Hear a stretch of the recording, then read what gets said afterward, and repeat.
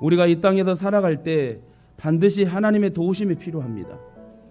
모세가 80세 나이에 지팡이 하나 들고 이집트에 가가지고 이스라엘 백성들을 구원해서 나올 수 있었던 것은 다 하나님의 은혜이고 하나님의 도와주심이 있었기 때문에 그렇습니다. 사실 세상적인 기준으로 보면 도저히 있을 수 없는 일이죠.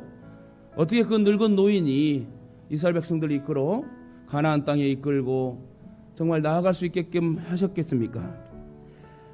그것은 하나님의 전적인 은혜와 도움이 아니면 도저히 할 수 없는 일입니다.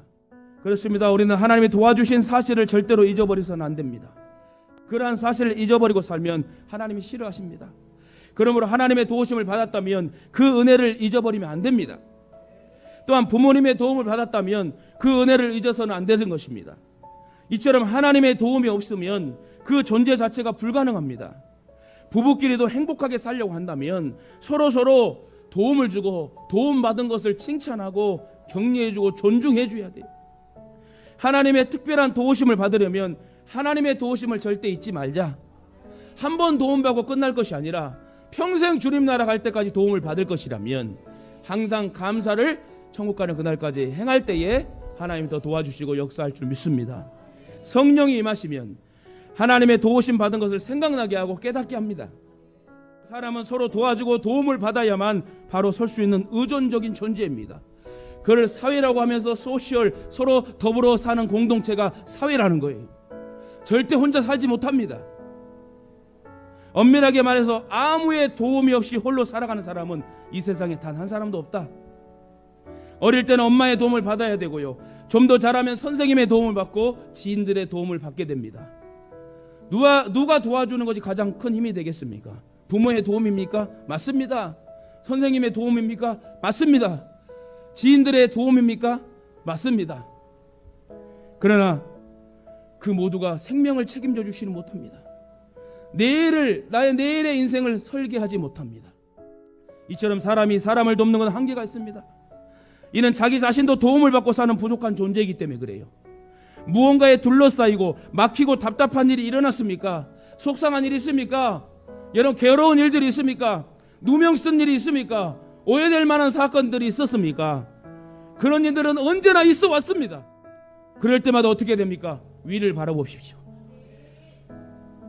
내게 꼭 필요한 도움은 천지를 지으신 여호와께 있습니다. 고로 하나님의 도우심을 받아야 됩니다. 하나님이 도우셔야 홍해가 갈라지고 반석에도 샘이 넘쳐 흐르게 되는 것입니다.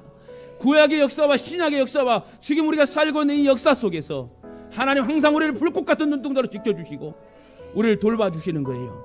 하나님 앞에 신앙 잘하세요. 하나님의 자녀답게 신앙 잘하십시오. 히브리인들은 언제나 산에 마음을 두고 살았습니다. 산은 그들에게 곧 하나님이었고 모든 문제를 푸는 열쇠였습니다.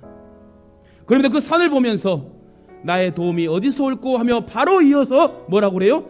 나의 도움은 천지를 지으신 여호와께서로다. 저와 여러분 앞에 막히는 문제에 봉착하게 되면 맨 먼저 어디를 찾아가야 됩니까? 여러분 성산을 찾으십시오. 저 높은 곳을 바라봐야 됩니다. 다시 말해 하나님을 향하여 눈을 들고 눈을 또 크게 뜨고 문제를 해결하려고 해야지 역사가 일어난다는 것이요.